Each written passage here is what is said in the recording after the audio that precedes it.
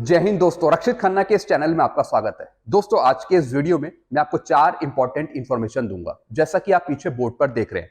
और इसी के रिगार्डिंग कुछ लेटर है, कुछ नोटिफिकेशन है, कुछ मैसेज है, वो भी मैं आपको साइड में दिखाऊंगा, वो भी आप चेक करेगा। वीडियो में आगे बढ़ने से पहले एक छोटी सी गुजारिश करूंगा, अगर आप पहली बार मेरा चैनल देख रहे हैं या फिर वीडियो देख रहे हैं तो आप मेरा चैनल सब्सक्राइब कर सकते हैं, क्योंकि दोस्तों वेलफेयर से जुड़ी जो नई नई जानकारी आती है वो आपको दी जाती है टाइम टाइम पर, और जो आपकी पेंशन से रिलेटेड प्रॉब्लम आती है उसका भी सोल्यूशन किया जाता है। तो दोस्तों, तमाम जानकारियां लेने के लिए और आपकी जो पेंशन में प्रॉब्लम आती है उसका सोल्यूशन लेने के लिए आप मेरे चैनल से जुड़ सकते हैं या फिर चैनल सब्सक्राइब कर सकते हैं, जिसका नाम है रक्षित खन्ना। चलते हैं दोस्तों पहली इंफॉर्मेशन की तरफ। स्पर्श से फरवरी 2024 की पेंशन स्लिप जारी, कटौती की जांच करें। जी हाँ दोस्तों, कुछ पेंशनर के मेरे पास मैसेज आए थे, उन्होंने कहा कि सर फरवरी की पेंशन स्लिप डाउनलोड हो गई है, यानी स्पर्श पे फरवरी की जो पेंशन स्लिप है वो अपडेट कर दी गई है। तो एक बार आप भी चेक कर लीजिए कि आपकी वहां पर अपलोड हुई फरवरी की पेंशन स्लिप या नहीं हुई। काफी पेंशनर का कहना था कि जो हमारी फरवरी की पेंशन आई उसमें कुछ कटौती कर ली गई। तो मैंने आपको पहले वीडियो में बताया था कि जब आपकी फरवरी की पेंशन स्लिप अपलोड हो जाएगी स्पर्श पे, तो आप उसे डाउनलोड करिए और देखिए कि आपकी किस तरीके की कटौती करी गई है, आपकी पेंशन में क्या चीज काटा गया है। तो ये आपको पता लगेगा आपकी फरवरी की पेंशन स्लिप में से। तो दोस्तों, फरवरी की पेंशन स्लिप आ गई है स्पर्श पे, आप डाउनलोड करिए और अपनी कटौती देख लीजिए कि आपकी किस तरीके की कटौती करी है। जिनको सही पेंशन मिली है उनको चेक करने की जरूरत नहीं है, फिर भी आप फरवरी की पेंशन स्लिप डाउनलोड कर सकते हैं। जिनको नहीं मिली उनकी फिर आगे आ जाएगी 1-2 दिन बाद, लेकिन काफी पेंशनर को मिल रही है फरवरी की पेंशन स्लिप। अपनी कटौती चेक कर लीजिए कि किस प्रकार की आपकी कटौती करी गई है, आपकी पेंशन जो है फरवरी की वो क्यों कम आई है, एक बार चेक कर लीजिए अपनी फरवरी की पेंशन स्लिप में। चलते हैं अगली इंफॉर्मेशन की तरफ। रीजनल सेंटर ईसीएचएस का लेटर जारी 1 मार्च 2024 का। जी हाँ दोस्तों, रीजनल सेंटर ईसीएचएस का एक लेटर जारी हुआ है, आप साइड में वो लेटर चेक कर सकते हैं, जिसमें लिखा है ईसीएचएस कार्ड को एक बार अनब्लॉक करने की जो वैलिडिटी है उसे 1 वर्ष के लिए बढ़ा दिया गया है। जी हाँ दोस्तों, ये मामला उठा था ईसीएचएस डिपार्टमेंट में कि काफी पेंशनर्स के जो कार्ड हैं, जवानों के जो कार्ड हैं, वो ब्लॉक हो रखे हैं किसी कारणवश। हो सकता है कि किसी पेंशनर ने फिर जवानों ने डॉक्यूमेंट अपलोड नहीं कराओ सही तरीके से, इस वजह से उनके कार्ड ब्लॉक कर दिए गए हों। तो दोस्तों, ये आदेश दिया है ईसीएचएस ने पॉलीक्लिनिक को कि एक बार जांच पड़ताल करे और जिन भी पेंशनर्स के जवानों के कार्ड ब्लॉक हो रखे हैं उनको अनब्लॉक करे, ताकि जो फैसिलिटी है वो सही तरीके से पेंशनर्स या फिर जवान ले सके। तो दोस्तों, कार्ड को अनब्लॉक करने की जो वैलिडिटी है वो 1 वर्ष के लिए बढ़ा दी गई है, ताकि जो पेंशनर्स हैं और जो जवान हैं वो सतर्क हो और अपना काम सही तरीके से करें, अपने डॉक्यूमेंट सही तरीके से अपलोड करें। क्योंकि दोस्तों, जो डिपेंडेंट थे उनके भी जो डॉक्यूमेंट थे वो सही तरीके से अपलोड नहीं हुए थे। तो एक बार आप सही से जांच कर लीजिए, अगर आपका कार्ड ब्लॉक है तो उसे आप अनब्लॉक कराइए। चलते अगली इंफॉर्मेशन की तरफ। ऑफिसर्स ने दिलाई एकता, एनएफयू के लिए जल्दी फैसला कोर्ट और एमओडी से आएगा ऑफिसर्स के पक्ष में। जी हाँ दोस्तों, जो ऑफिसर्स हैं, जो अधिकारी हैं, ये बहुत ही जबरदस्त तरीके से अपनी एकता दिखाते हैं, एमओडी के सामने रखते हैं या फिर कोर्ट के सामने रखते हैं। जिस तरीके से जो उनके फैसले होते हैं वो उनके हक में आ जाते हैं। तो दोस्तों, सेम यही चीज जवानों को, जेसीओस को, एससीओस को करनी पड़ेगी, एकता दिखानी पड़ेगी, आंदोलन में भाग लेना पड़ेगा। क्योंकि दोस्तों, ऑफिसर्स का जो संगठन है वो एक मजबूत संगठन है। जो भी वो डिमांड करते हैं, चाहे वो कोर्ट में करें, केंद्र सरकार से करें, उनकी डिमांड मानी जाती है, वो अपना पक्ष मजबूत रखते हैं।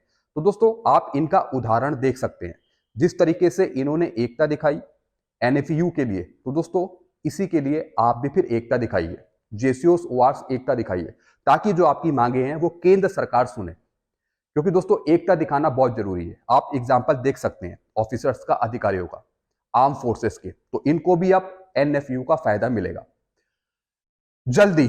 एनएफयू सिर्फ फॉल बैक ऑप्शन है जिसे उन मामलों में लागू किया जाता है। जी हाँ दोस्तों, जो एनएफयू है वो एक फेल बैक ऑप्शन है। इसका मैं आपको एक एग्जांपल देता हूं, आप सही तरीके से समझ जाएंगे। और दोस्तों, इसके मैं 2 पॉइंट क्लियर करूंगा। जो एनएफयू है, नॉन फंक्शनल अपग्रेडेशन, ये सिर्फ अधिकारियों के लिए ही लागू है, सिर्फ अधिकारी ही वर्ग इसमें आएंगे और इनको ही इसका फायदा मिलेगा।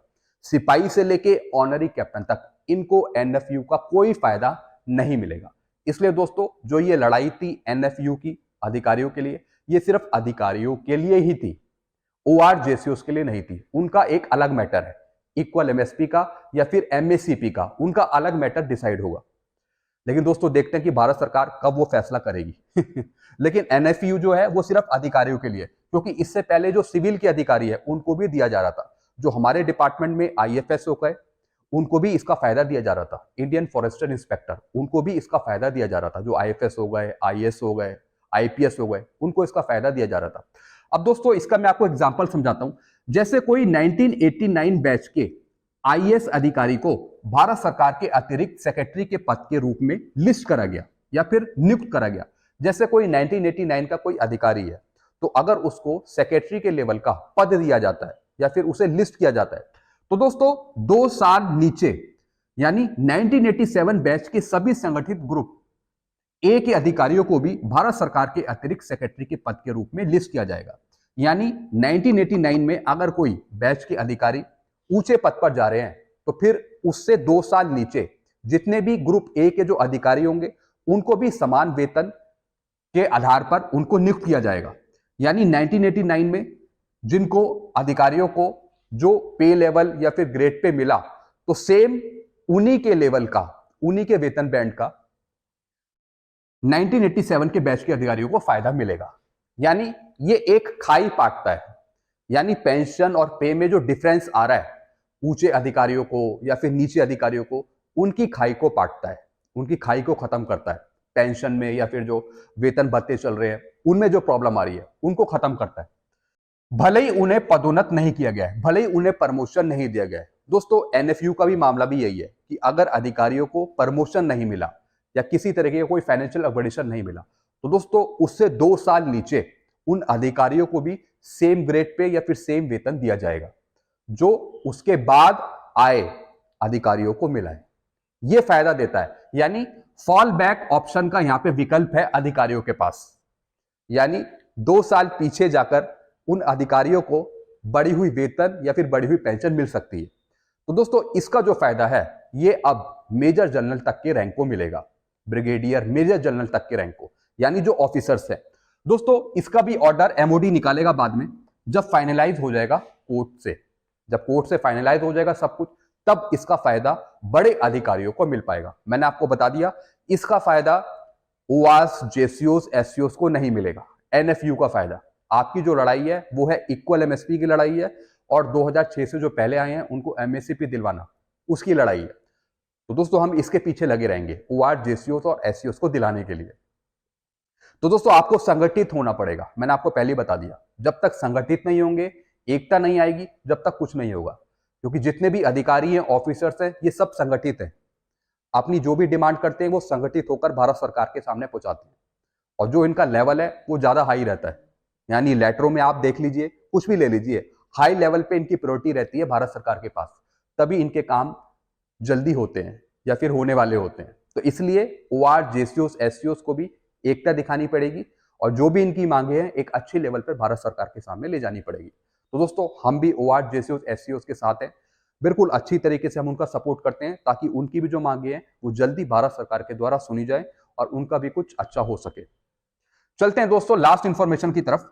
मार्च की पेंशन आएगी अप्रैल में, 2 और 1 तारीख को, 30 और 31 तारीख को सैटरडे संडे है। जी हाँ दोस्तों, जैसा आपको पता है इस साल का क्लोजिंग स्टार्ट हो गया है और मार्च में एंडिंग हो जाएगी। वैसे फरवरी में भी एंडिंग हो जाती है, लेकिन दोस्तों मार्च की जो आपकी पेंशन है वो आपको अप्रैल में देखने को मिलेगी। और कौन सी तारीख को? 1 तारीख को या फिर 2 तारीख को, क्योंकि दोस्तों 30 और 31 तारीख को सैटरडे संडे है। तो इसलिए जो बैंक से पेंशन ले रहे हैं उनकी पेंशन भी 1-2 तारीख को आ पाएगी, और जो स्पर्श के थ्रू पेंशन ले रहे हैं उनकी पेंशन भी 1 या फिर 2 तारीख को आ पाएगी, यानी अप्रैल में। तो ये बात मैंने आपको अभी से क्लियर कर दी है। जो आपकी मार्च की पेंशन है वो आपको अप्रैल में देखने को मिलेगी। इसलिए 20 तारीख के बाद आप ज्यादा चिंता मत करेगा कि हमारी पेंशन नहीं आई, मैसेज नहीं आया। मैसेज भी आपको धीरे धीरे मिल जाएगा। टेक्निकल गलती की वजह से अगर बाद में मिलता है तो ठीक है, अगर पहले मिल जाता है तो वो भी ठीक है, लेकिन थोड़ा सा यहाँ पे आपको वेट करना पड़ेगा। पहले ही बता रहा हूँ, जो आपकी मार्च की पेंशन है वो आपको अप्रैल में देखने को मिलेगी, क्योंकि जितने भी बैंक होगा या फिर पेंशन डिस्पर्सिंग एजेंसी होगी उनका जो फाइनेंशियल ईयर है वो उन्हें क्लोज करना पड़ता है। तो इस वजह से सारा काम निपटाएंगे, उसके बाद ही आपकी पेंशन क्रेडिट करेंगे, और अप्रैल में आपको मार्च की पेंशन मिलेगी 1 तारीख को या फिर 2 तारीख को, चाहे वो बैंक से पेंशन ले रहे हो या फिर वो स्पर्श के थ्रू पेंशन ले रहे हो। तो दोस्तों ये कुछ मैंने आपको जानकारियां दी आपके वेलफेयर से जुड़ी। आई होप सारी चीजें आप अच्छे से समझ गए होंगे। आपको और कुछ पूछना हो तो आप नीचे कमेंट कर सकते हैं।